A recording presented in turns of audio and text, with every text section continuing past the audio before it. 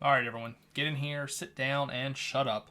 We've got stuff to talk about. It's time again for my power rankings, this time for Week 8. The 32nd, 31st, 30th, and 29th team all remain unchanged. The Panthers, Browns, Patriots, and Titans all lose, and nothing changes with them. In 28th, the Dolphins have fallen 2 spots after losing to a poor Colts team.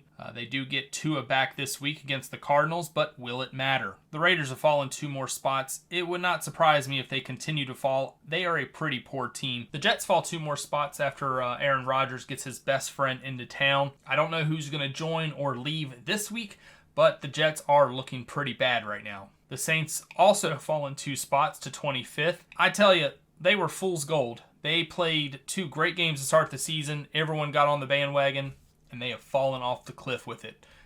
They may continue to fall. The Rams get a win over the Raiders. Not that impressive. I feel like the Rams want to be a good team, but they just can't be. The Jaguars beat the Patriots in London. Again, not that impressive. However, I do think the Jaguars are a bit better than their spot. I think they might be a sneaky good team that maybe finishes the season strong. The Giants lost to the Eagles. I still don't think the Eagles are that great, but I'm going to have to start saying they are because they continue to win every time I say they're not. So let's just say the Giants lost to a really good Eagles team. The Chargers dropped 4 spots after a boring Monday night game against the Cardinals. I think they're better than this, and this season might be rough, but this is going to be a tough team to beat here soon. The Bengals only beat the Browns, which is probably why they only move up 1 spot. I think the Bengals are going to go on a bit of a run, and you're going to just see them climbing. They're a much better team than 20th. The 49ers did what most teams seem to do the last half decade, that's lose to the Chiefs. I'm starting to wonder if they're a good team. I really don't know how much McCaffrey really changes what's going on there because their run game seems perfectly fine. Perhaps Brock Purdy isn't as good as we thought, though. I'm starting to have that thought, although I really like him. It just seems like maybe that's the problem. The Cowboys still dropped 3 spots even though they were on a bye. Probably not low enough. That team is awful. Cardinals move up 5 spots after beating the Chargers. I don't think there's much to look here. I think they're going to win a couple games here and there, but again, Murray just isn't that good. The Bears, like the Cowboys, also drop spots after their bye week. I think the Bears will probably stick around this sort of spot. I think Caleb Williams will keep them around the 16 to 20 range.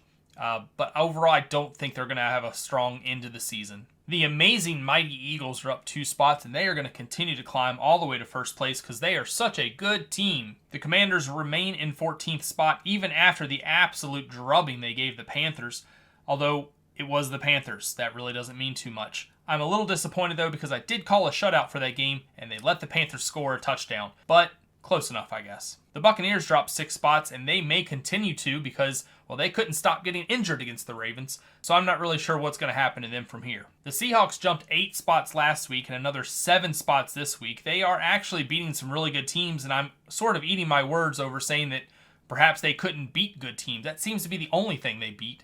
Seahawks up 7. Bills climbed 2 more spots, but they only really beat the Titans. How hard is that? Even the Dolphins could do... Wait, no, they didn't do that, did they? Anyway, Bills are up. They're looking pretty good. They're probably going to walk that division because the other 3 teams are just absolute crap. Colts beat the Dolphins, and just like every other team that does, it means absolutely nothing because the Dolphins are crap. Everyone should beat the Dolphins. Falcons dropped 4 after losing to the Seahawks.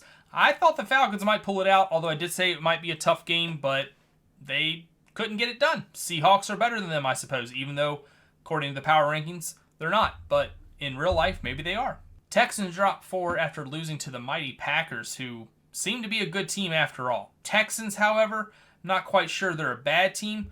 I think they're just going to, they're going to stay in the top 8 the rest of the year. Steelers up 2 after beating the Jets. If it was an actual NFL team they beat, they probably would have jumped a little higher, but it was just the Jets.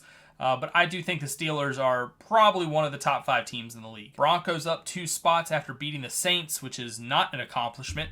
The Broncos' defense is awesome, but their offense is absolutely terrible.